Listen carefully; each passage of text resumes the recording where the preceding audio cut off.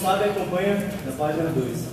Eu sou um soldado do meu Deus, no campo da batalha. Eu sou um soldado do meu Deus, no campo da batalha. Eu sou um soldado do meu Deus, no campo da batalha, trazendo almas para Cristo e cumprindo minha missão. Eu levo a espada em minhas mãos e a justiça no coração. Eu levo a espada em minhas mãos e a justiça no coração. Eu levo uma espada em minhas mãos e a justiça no coração, trazendo almas para Cristo e cumprindo minha missão. Eu quero amar, orar, pregar no campo da batalha. Eu quero amar, orar, pregar no campo da batalha. Eu quero amar, orar, pregar no campo da batalha, trazendo almas para Cristo e cumprindo minha missão. Eu sou um soldado do meu Deus, no campo da batalha. Eu sou um soldado do meu Deus, no campo da batalha. Eu sou um soldado do meu Deus, no campo da batalha, trazendo almas para Cristo e cumprindo minha missão. E quando a morte me alcançar, que eu esteja na batalha. E quando a morte me alcançar, que eu esteja na batalha. E quando a morte me alcançar, que eu esteja na batalha, trazendo almas para Cristo e cumprindo minha missão. Eu sou um soldado do meu Deus, no campo da batalha. Eu sou um soldado do meu Deus, no campo da batalha. Eu sou um soldado do meu Deus, no campo da batalha, trazendo almas para Cristo e cumprindo minha missão. Trazendo almas para Cristo e cumprindo minha missão. Trazendo almas para Cristo e cumprindo minha missão. Amém, podemos sentar.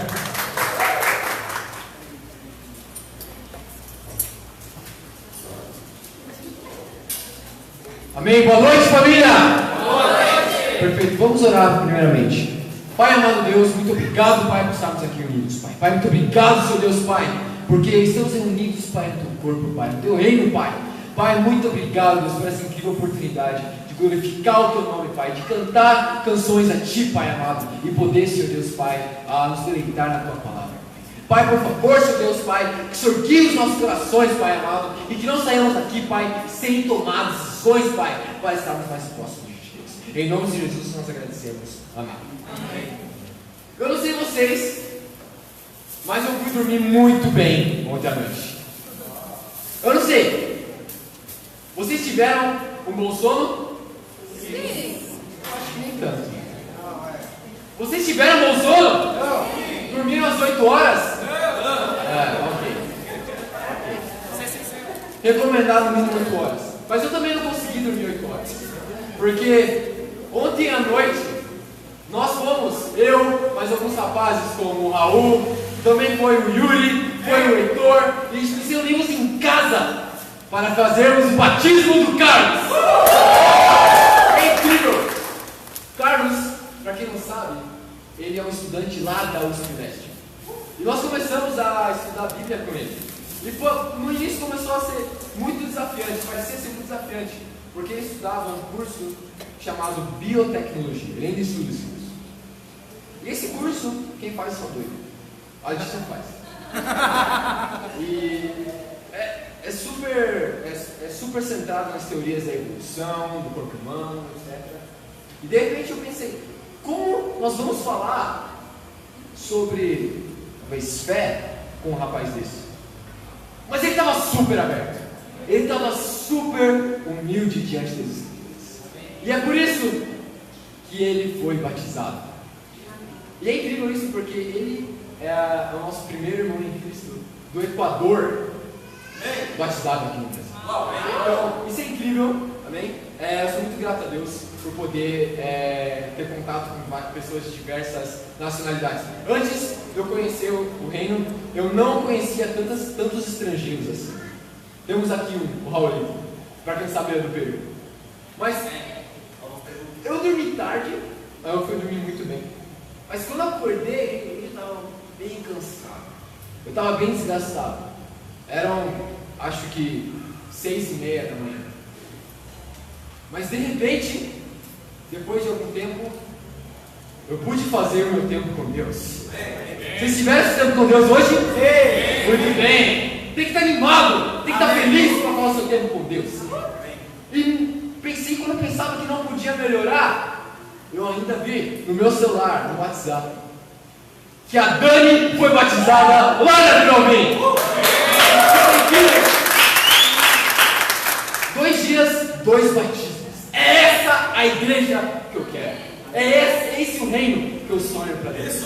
É fantástico poder ver que todos os irmãos estão trabalhando continuamente para poder salvar o maior número de vidas. E uma pessoa que me inspira muito na Bíblia é um homem chamado Pedro. Vamos para 1 Pedro. Vamos lá.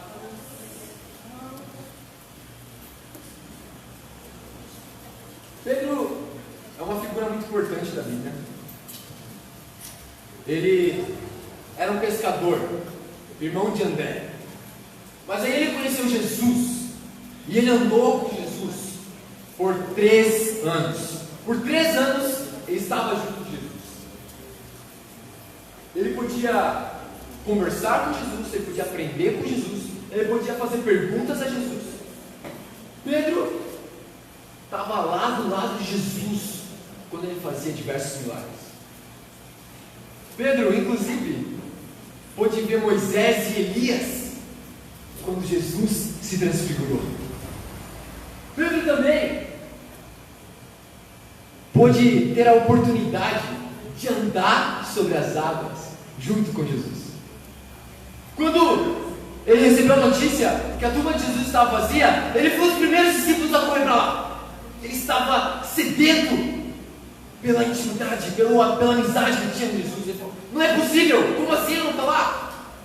Ele pôde ver com os próprios olhos Jesus ressuscitado. Pedro era um cara incrível, mas ele era incrível por causa das experiências que ele teve com Jesus. E depois de alguns anos, a gente pode ver na Bíblia que ele começa a pregar sobre a ressurreição de Jesus. Inclusive, ele escreve essa carta de 1 Pedro, também 2 Pedro, durante uma época muito atribulada para a igreja. Foi aproximadamente 64 a 65 depois de Cristo, durante o auge do reinado de Nero. Nero foi o pior dos imperadores de Roma. Ele odiava tantos cristãos que ele permitiu que a cidade de Roma fosse incendiada só para ele pôr a culpa nos cristãos. É nesse contexto que Pedro escreve essa carta. E é por isso que a gente vai começar a estudar a carta de Pedro. Amém? Amém. Legal. Vamos lá, 1 Pedro, no capítulo 1, versículo 1. Começa assim: Pedro, apóstolo de Jesus Cristo, aos eleitos de Deus, peregrinos dispersos do Ponto, na Galácia, na Capadócia, na província da Ásia e da Bitínia, escolhidos de acordo com o pré-conhecimento de Deus Pai, pela obra santificadora do Espírito, para a obediência de Jesus Cristo e a aspersão do seu sangue. Graça e paz lhes sejam multiplicadas. Uau! Pedro já começa no seu cumprimento para a igreja, afirmando que nós somos escolhidos por Deus. É uma forma bem interessante de você começar uma carta. Se você quer animar os seus irmãos, olhe para ele: você é o escolhido de Deus. Olhe para o lado agora para o seu irmão. Olhe para ele e fale: você é o escolhido de Deus. Tem que ter mais convicção. Você é o escolhido de Deus. Você é o escolhido de Deus. Tem que estar animado para falar sobre isso. pessoas, muitas igrejas, elas utilizam essa palavra de forma errada, né? Então, você é escolhido. Tem algumas igrejas que afirmam que Deus, Ele já de antemão, Ele escolheu as pessoas que iam ser salvas, as pessoas que não serão salvas. Ele já escolheu muito antes. E de fato Ele escolheu algumas coisas, como por exemplo, o sexo que nós íamos nascer, então, se nós somos homens e mulheres, onde nós iríamos nascer, que ano nós iríamos nascer. Ele escolheu essas coisas. Ele já determinou isso. Mas algumas pessoas ainda afirmam que Deus já escolheu, inclusive entre as crianças, quem já estaria salvo e quem já não estaria. Então, é um tema bem debatido essa questão da seleção, de ser escolhido ou não. Porque aqui fala, escolhido de acordo com o pré-conhecimento de Deus Pai. Mas vamos para Atos 2. É importante esclarecer esse ponto. Atos 2, no versículo 22. Em Atos 2, versículo 22, o próprio Pedro está pregando sobre Jesus. Pedro se levantou para frente de toda uma multidão e começou a pregar sobre a cruz, sobre quem era Jesus. E no versículo 22, fala assim: Israelitas, ouçam essas palavras. Jesus de Nazaré foi aprovado por Deus diante de vocês, por meio de milagres, maravilhas e sinais que Deus fez entre vocês por intermédio dele. Como vocês mesmos sabem, este homem lhes foi entregue por propósito determinado e pré-conhecimento de Deus. E vocês, com a ajuda de homens perversos, o mataram, pregando na cruz. Mas Deus ressuscitou dos mortos, rompendo os laços da morte, porque era impossível que a morte o retivesse. Pedro aqui então ele está pregando sobre Jesus. Que Jesus, ele era realmente o Filho de Deus. Ele foi trazido para a terra, mas ele foi morto pelos homens perversos. Ele foi morto pelos nossos pecados. Mas Deus já sabia de tudo isso. A mesma palavra aqui, pré-conhecimento, está aqui. Quando nós falamos de pré-conhecimento de Deus, queremos falar o que realmente significa. Significa que Deus, ele é onisciente. Quando Deus criou todo o universo, Ele sabia de cada pessoa que ia nascer. Quando Deus criou todo o universo, Ele sabia que você ia estar aqui hoje em São Paulo. Mas isso implica também que quando Ele criou o universo lá no início, Ele já sabia que você iria pecar. Ele já sabia que toda a humanidade iria fazer o mal contra Ele.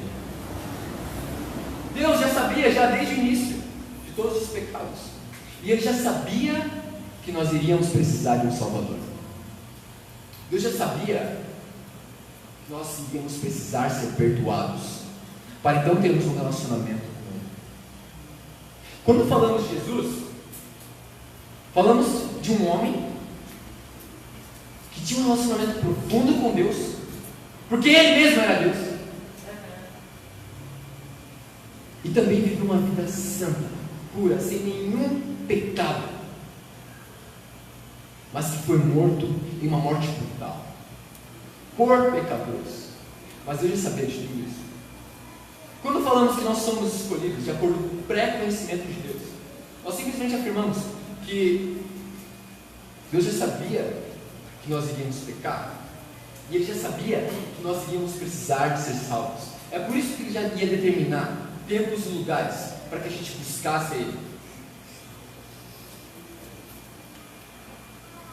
Deus sabia que nós precisaríamos de perdão. E é assim que nós somos escolhidos. Nós somos escolhidos quando nós somos perdoados por Deus. É aí que nós somos escolhidos. E esse é o título da pregação de hoje: Os Escolhidos. Se somos escolhidos para um propósito. Vamos lá de novo para a 1 Pedro.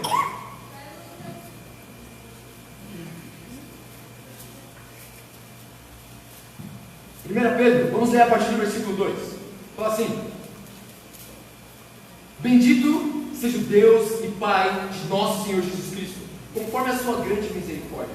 Ele nos regenerou para uma esperança viva, por meio da ressurreição de Jesus Cristo dentre os mortos, para uma herança que jamais poderá perecer, macular-se ou perder o seu valor. Herança guardada nos céus para vocês, que mediante a fé são protegidos pelo poder de Deus, até chegar à salvação, prestes a ser revelada no último tempo. Eu estava pesquisando na internet e eu acabei encontrando algo muito interessante. Eu encontrei na internet uma notícia relacionada à legião estrangeira da França. Eu não sei se vocês já ouviram falar da legião estrangeira, mas a legião estrangeira é nada mais nada menos do que um exército da França, mas que é feito só por estrangeiros, só por pessoas que não são francesas. Ela foi fundada em 1831.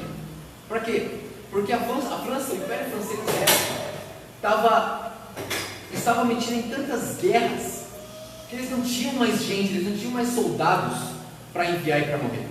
Então eles tiveram uma ideia, ok, vamos enviar estrangeiros para morrer por nós, e a gente não ter prejuízo. E hoje em dia, a legião estrangeira ainda existe. Ela está envolvida em guerras em países como Chad, Mali e África Central. São países que ninguém ouviu falar. Talvez você nunca soube que existia esse país. Mas para ser sincero, são países que também ninguém liga. Esses homens, eles vão para a guerra para morrer pela França, para morrer para um país que não é deles, em um lugar que ninguém sabe onde é. E no final, não vai ter nenhuma notícia sobre eles, sobre o heroísmo deles. Eu me perguntei, por que será que alguém se disponibilizaria a viver dessa forma? Por que será que alguém gostaria de se envolver nesse tipo de exército? O que acontece é que depois de um certo período de alistamento, pouco tempo depois, talvez uns 5 anos no mínimo, esse soldado ele comparece fardado dentro de um escritório lá na capital. É um escritório normal, no meio da cidade. Ele senta na frente de uma mesa com um funcionário do governo, e tem vídeo sobre isso, você pode até pesquisar. O funcionário olha para ele assim, os olhos dele, escreve algo nesse papel, então entrega para ele. Aí ele abre e ele vê nesse documento o novo nome dele. É por isso que esses homens entram na legião estrangeira. Eles entram na legião estrangeira para ter a chance de, depois de um período mínimo de serviço, poderem conseguir uma cidadania francesa, com tudo novo, um novo nome, uma nova ficha criminal, também um novo histórico de crédito no banco, tudo novo.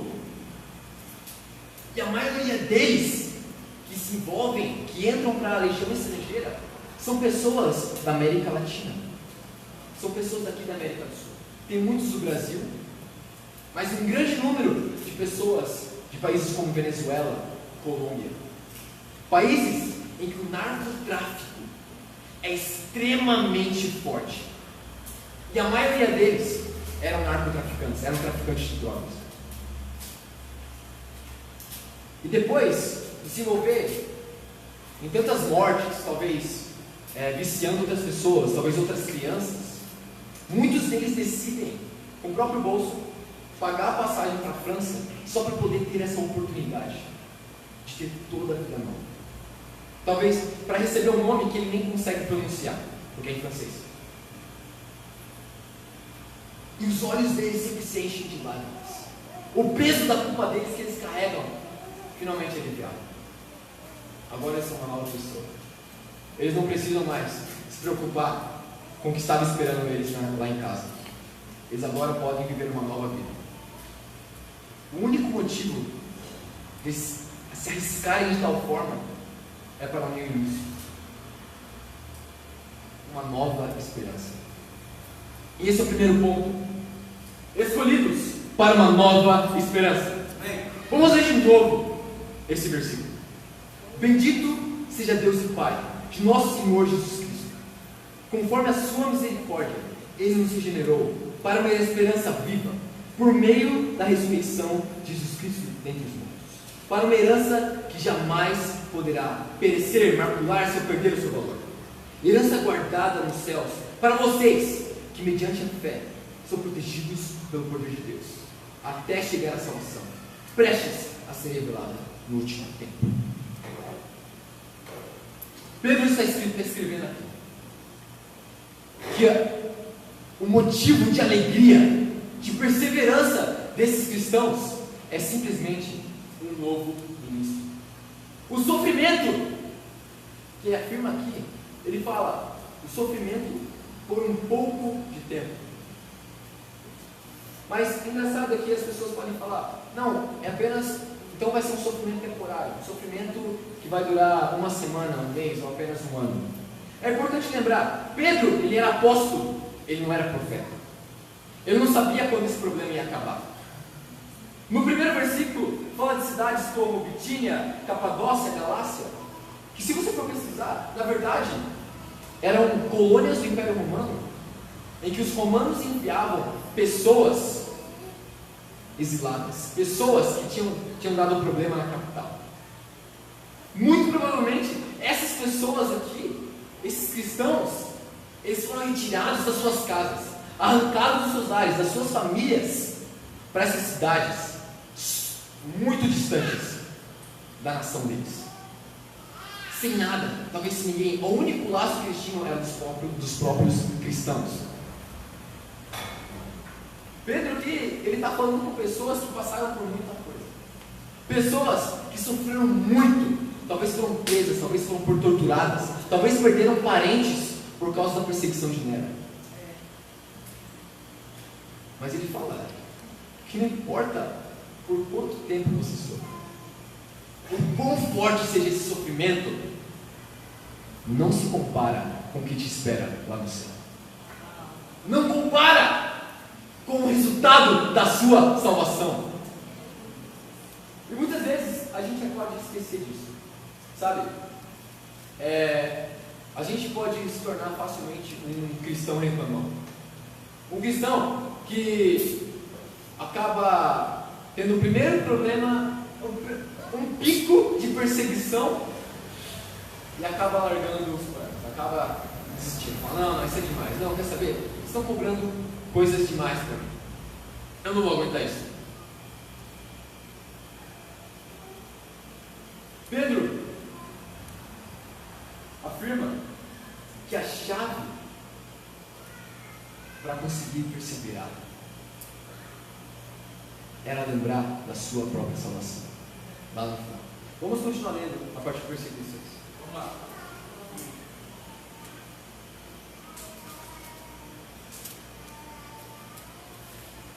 Fala assim: nisso vocês exultam, ainda que agora, por um pouco de tempo, devam ser entristecidos por todo tipo de provação. Ok, agora ele fala, por um pouco de tempo. Vocês devem ser entristecidos por todo tipo de provação. Pouco de tempo. Não importa quanto tempo passa, ainda assim vai ser pouco comparado à salvação.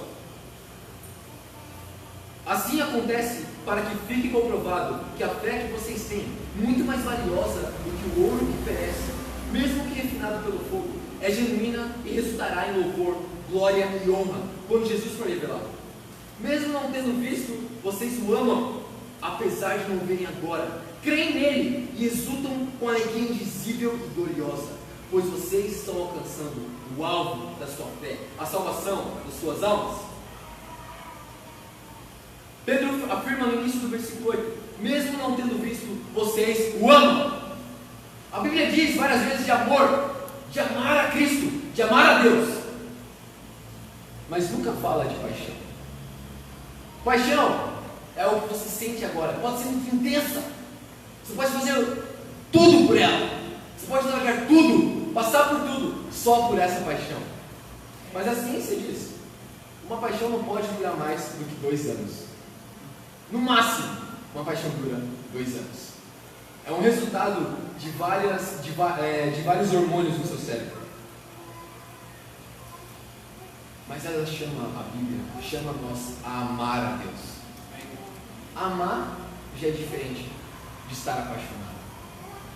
Muitas vezes a gente fica apaixonado pelo reino, apaixonado pelos estudos bíblicos, apaixonado pelo pessoal que vem te cumprimentar, apaixonado pela animação dos discípulos, apaixonado até mesmo por poder estar lá participando de algum propósito, compartilhar a fé.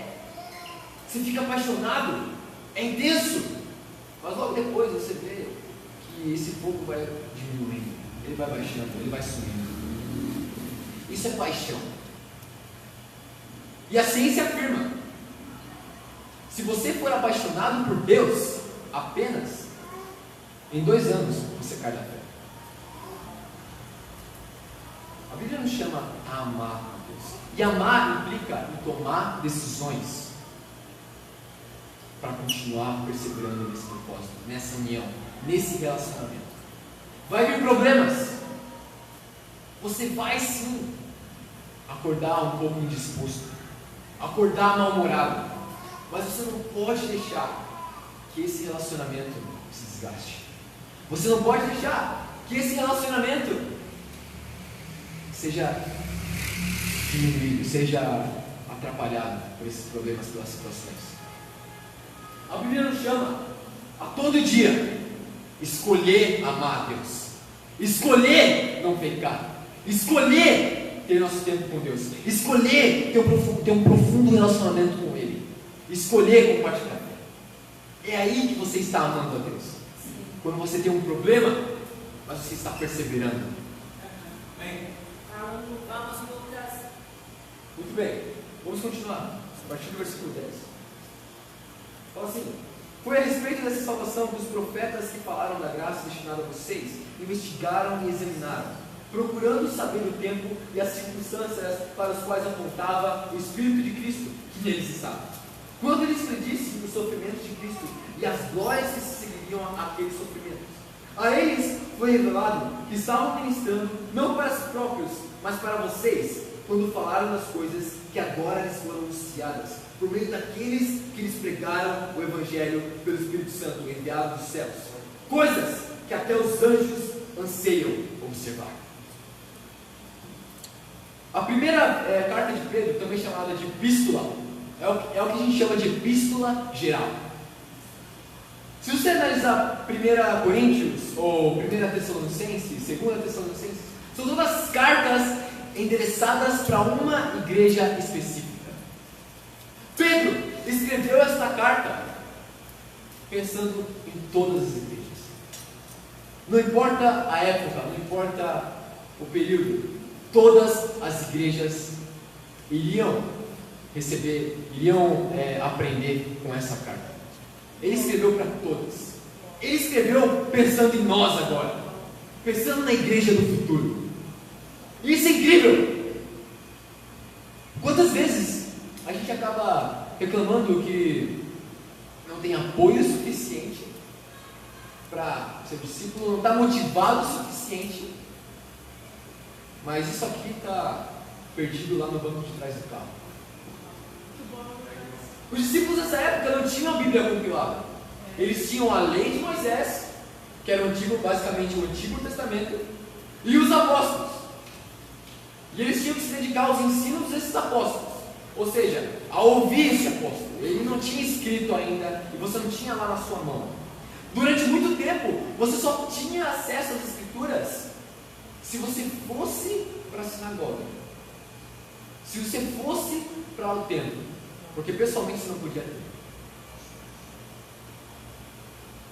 Esses discípulos, eu vejo, eles estavam muito comprometidos. Se alguém tivesse passado uma vida como discípulo, uma vida piedosa, uma vida temendo a Deus e obedecendo a Bíblia, obedecendo aos mandamentos, com certeza ela seria muito mais comprometida do que qualquer pessoa que nós encontramos hoje em dia. Hoje em dia, nós temos Bíblia física, temos diversas traduções, temos no celular, temos em tudo. Qualquer lugar que você precisar, não tem nada para fazer, posso baixar uma Bíblia aqui, posso entrar no site para ler a Bíblia. Tenho a Bíblia aqui na minha mão. Naquela época eles não tinham isso. E mesmo assim Pedro já falava o quanto eles eram privilegiados, porque eles já estavam sendo perdoados por meio de Jesus, porque eles já tinham alcançado a salvação por meio de Cristo.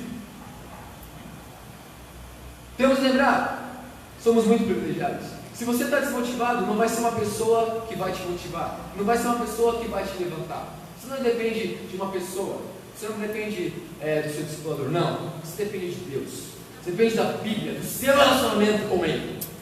Está triste? Você está passando por algum problema, algum cansaço, alguma fraqueza, alguma tentação ali está te atacando?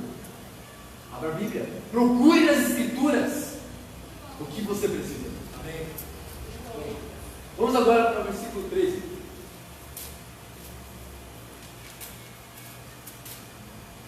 Segundo ponto: escolhidos para a santidade. Vamos ler a partir do versículo 13. Portanto, estejam com a mente preparada, prontos para agir, que sejam alertas e coloquem toda a esperança na graça que lhes será dada quando Jesus Cristo for revelado. Como filhos obedientes, não se deixem amoldar pelos maus desejos de outrora, quando viviam na ignorância. Mas assim como é santo aquele que os chamou, sejam santos vocês também em tudo o que fizerem. Pois está escrito: sejam santos, porque eu sou santo. Pedro andou com Jesus, conheceu Jesus, tinha intimidade com Jesus. Se tinha uma pessoa que podia falar sobre santidade, esse era Pedro.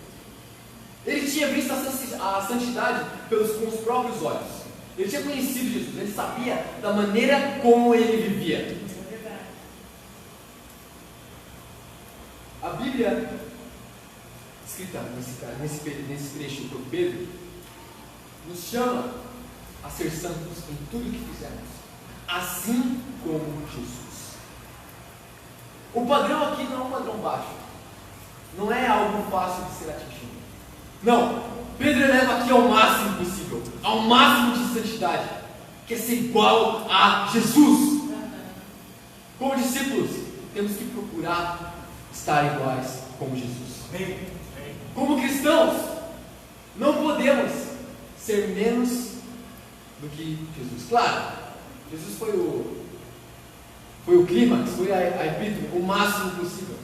E com certeza, na nossa natureza nós vamos pecar todos os dias. Mas nós temos que estar lutando, nós temos que estar ativos para ser cada dia mais parecido com Jesus. Quando você é escolhido para obedecer um padrão. Quando você é escolhido para obedecer às Escrituras. Pedro não está falando apenas com uma pessoa da igreja. Ele não está falando apenas com um círculo isolado da igreja, só apenas os líderes, ou os mais velhos, ou os mais jovens. Pedro está falando com todos da igreja. Todo mundo deve obedecer o padrão de santidade de Jesus. Todos devem estar comprometidos com esse padrão. E aí que vem o desafio. Pedro, ele começa escrevendo sobre a salvação. Mas depois agora, ele já está falando sobre os desafios. Tem que ser santo. E ele continua no versículo 17. Aliás, no versículo 13, ele já começa: estejam com a mente preparada. O primeiro passo é estar com a mente preparada. Para você ser santo, para você não cair sempre no mesmo pecado, você precisa se preparar antes na sua mente. A Bíblia nos ensina que precisamos ter autocontrole, precisamos ter domínio próprio. Muitas das vezes, muitos irmãos eles lutam muito na questão da impureza. Impureza sexual. Muitos irmãos, principalmente no início, quando então, pessoas que estudam na Bíblia, acabam caindo nos mesmos pecados de impureza sexual todos os dias. Ou frequentemente toda semana. E fica perdido nesse ciclo. E não sabe o que fazer. Mas quando você pergunta para ele como que ele vive, como que ele reage às situações que ele está sendo tentado, quando ele está sozinho na casa dele, ou quando ele está na escola e uma menina mais bonita vem falar com ele, ou quando recebe uma mensagem maliciosa no WhatsApp, no celular, você vê que ele acaba se deixando levar pela situação. E não só pelo problema. Vários pecados, como orgulho, o próprio orgulho. Você sabe, você conhece seu coração, mas você acaba se deixar levar pela situação. Pelo local que você está, pela conversa, você vai se deixando levar. Pessoas que lutam muito com a ira, eles acabam se deixando levar, eles não se preparam antes. Eles não pensam antes no que a situação pode te levar, ou o que aquela conversa pode te levar, ou qual é a intenção daquela pessoa.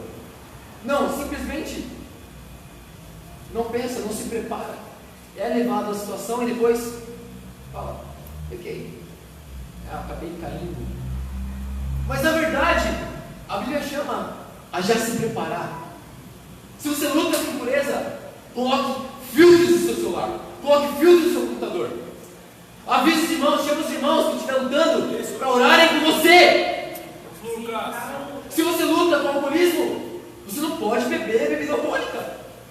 O pecado não é beber a bebida alcoólica em si, mas o pecado é se embriagar. Se você não consegue se controlar, você precisa se afastar disso. Se você tem problema com drogas, você não vai sentar do lado do traficante para bater um papo com ele. Não tem como, é impensável. Você tem que já planejar barreiras para se afastar o máximo possível do pecado, para no outro dia você estar mais puro do que você estava no dia anterior. É essa a santidade que todo discípulo, todo cristão deve obedecer. Ótimo, vamos para o versículo 17. Fala assim: uma vez que vocês chamam o Pai, aquele que julga imparcialmente as obras de cada um, portem-se com temor durante a jornada terrena de vocês, pois vocês sabem que não foi por meio de coisas perecíveis como prata ou ouro que vocês foram redimidos da sua maneira vazia de viver, transmitida a pessoas antepassadas, mas pelo sangue precioso de Cristo, como de cordeiro sem mancha e sem defeito, conhecido antes da criação do mundo, revelado nesses últimos tempos em favor de vocês. Por meio dele, vocês creem em Deus que o ressuscitou entre os mortos e o glorificou, de modo que a fé e a esperança de vocês estão em Deus. Ok? Se preparar a sua mente, pensar com a cabeça, para você não se deixar levar para a situação. Mas isso, na verdade, é apenas fruto de temor. Todos devem ter temor de Deus. Todos devem respeitar ao máximo a cruz que salvou eles.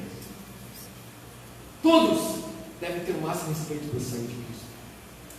Na verdade, você fazer essas coisas, você realmente tomar decisões para se afastar do pecado, para mudar de vida, é só um reflexo do seu temor a Deus. Você precisa ter temor a Deus. Você precisa se humilhar a Deus antes que Ele humilhe você. A Bíblia fala: pois vocês sabem que não foi por meio de coisas perecíveis que vocês foram redimidos da sua maneira vazia de viver. Qualquer vida, qualquer tipo de vida que você tem, seja uma vida com vício, uma vida com relacionamentos ruins, talvez uma vida religiosa, toda essa vida que foi transmitida pelos seus antepassados, na verdade, é totalmente vazia. Não importa o padrão moral que a sociedade coloca. Ah, não, mas eu não fiz nada de errado, eu não pequei tanto assim na minha vida. Ou eu sempre fui para a igreja, eu sempre ia para a igreja, não tomava nenhuma decisão, mas sempre ia lá. Não tem nada a ver com isso é uma vida vazia. Muitas vezes a gente culpa os nossos pais. Não, porque eu fui abandonado pelo meu pai quando eu era criança. Ou quando eu era mais jovem, eu perdi pessoas muito importantes. Ou eu tive um trauma muito forte na minha vida. Não importa o que os seus antepassados transmitiram a você. Você precisa tomar decisões com base apenas no seu temor a Cristo. Sabe, muitas vezes nós queremos meio que barganhar com Deus. Olha o que eu passei. Eu mereço, sabe, um pouco de paciência sua. Eu mereço ser um pouco de decisão. Eu mereço, talvez, eu trabalho duro, eu trabalho muito, sabe? Talvez eu não precise ser tão comprometido assim. Temos vários irmãos aqui, de diversas idades. Muitos jovens, mas também temos alguns mais velhos também. Tem um irmão aqui que me inspira muito nessa área, que é o irmão Luiz. Para quem não sabe, o Luiz, ele já tem os seus 40 e poucos anos. 40 e pouco. E ele trabalha, ele mora lá em Itaquaquecetuba, mas vai trabalhar lá próximo de Pinheiros, todos os dias. Ele acorda 5:30 da manhã, só para pegar o trem, super lotado nesse horário, para então ir para o trabalho. E tem dias que ele ainda tem faculdade depois do trabalho, então ele tem que sair do trabalho lá pelas 6, ou seja, um horário horrível naquela linha. Eu moro lá próximo, não tem, você tem como entrar, você fica meia hora numa fila só para entrar no trem, que já vai estar super lotado, pessoas quase saindo pela janela. Às vezes tem funcionários lá da CPTM que simplesmente trabalham nessa hora empurrando as pessoas para que a porta feche. É esse tipo de lotação que o Luiz enfrenta. Mas na quarta-feira, no culto de homens, suado, ainda com o uniforme do trabalho, ele vai lá e comparece no horário. Ele vai lá para estar junto com os irmãos. Ele vai lá para adorar a Deus. Com certeza, esse não é um padrão baixo de comprometimento. Não é apenas os jovens que têm que ser comprometidos, nem mesmo os aposentados, porque eles têm tempo. Simplesmente todos. Se você trabalha 10 horas do seu dia, você está lá trabalhando, é porque Deus quer fazer alguma coisa no seu trabalho. É verdade. Se você está em um curso integral e fica o dia inteiro estudando, é porque Deus quer fazer alguma coisa na sua sala de aula. Não existe desculpas para não temer a Deus. Não existe desculpas para não ser santo. Muito bem. Vamos só a partir do versículo 22. Agora que vocês purificaram a sua vida pela obediência à verdade, visando o amor fraternal e sincero, amem sinceramente uns aos outros e de todo o coração. Vocês foram regenerados, não de uma semente perecível, mas imperecível, por meio da palavra de Deus, viva e permanente. Pois toda a humanidade é como a relva, e toda a sua glória como a flor da relva. A relva murcha e cai a sua flor, mas a palavra do Senhor permanece para sempre. Essa é a palavra que lhes foi anunciada. Tenha a mente preparada. A Bíblia chama você a ser sincero com seus pensamentos, a realmente avaliar quais são as coisas que distanciam de Deus e tomar decisões efetivas para mudar. O primeiro desafio é ser sincero sobre os seus pensamentos no seu tempo de discipulado.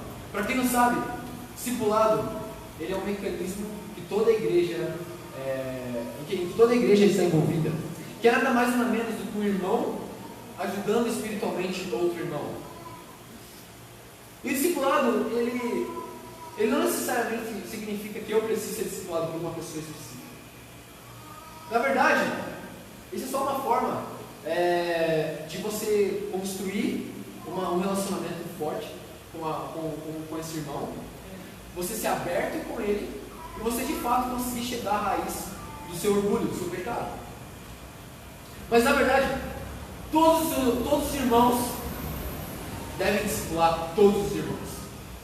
Se você tem algum pensamento ou algo na sua vida que realmente te afastando de Deus, você precisa ser aberto urgentemente, porque é isso que vai surgir a crítica, é isso que vai gerar talvez amarguras, e é isso que vai gerar desunião. É necessário ser aberto sobre os seus pensamentos e realmente pedir ajuda dos irmãos para ser efetivo, para de fato ser também ativo na luta contra o seu pecado. Uma coisa importante, Pedro aqui escreve falando sobre temor a Deus. Ele fala que todos devem temer a Deus. A Bíblia não ameniza a mensagem da cruz. Você também não deve amenizar. A Bíblia chama todos a terem um forte comprometimento, a todos a serem radicais contra o seu pecado. Então, nos estudos bíblicos, você também precisa ser radical contra o pecado. Você também precisa desafiar para lutar contra o pecado. E não é ficar chateado com os desafios, não é ficar chateado como o irmão que falou para você que talvez, que segundo as escrituras, mostrando pelas escrituras, eu não sou um discípulo. Como assim? Quem é ele para falar isso? Como assim ele quer falar do meu coração, dos meus pecados? Como assim? Quem é ele para entrar nesse assunto? A Bíblia chama a ter o máximo nível de comprometimento, a ter o máximo nível de pureza. E é necessário ser radical contra o seu coração, que é totalmente pecaminoso. Você pode até colocar como subponto: escolhidos para viver como família. No versículo 22 fala que, vivendo amor fraternal e sincero, nós devemos amar sinceramente uns aos outros de todo o coração, porque assim nós somos purificados pela obediência à verdade. A Bíblia chama a estarmos unidos de todo o coração e de coração sincero, um amor sincero. Se você tem dificuldade em talvez se unir, em ter relacionamentos profundos, ore para que você consiga ter esse tipo de raiz no reino de Deus. Ore para que você consiga ter amizades realmente profundas. Não tem problema você ter amizades lá fora no mundo, não tem problema. Aliás, essas amizades vão ser úteis para que você consiga converter eles. Mas o que é errado é você ter amizades mais intensas fora da igreja. Aí sim tem um problema. É necessário estarmos sempre unidos para então formarmos a legião estrangeira de Deus, lutando forte, dispostos a morrer, mas sabendo que no final vamos ter uma grande recompensa. Para Deus toda a glória.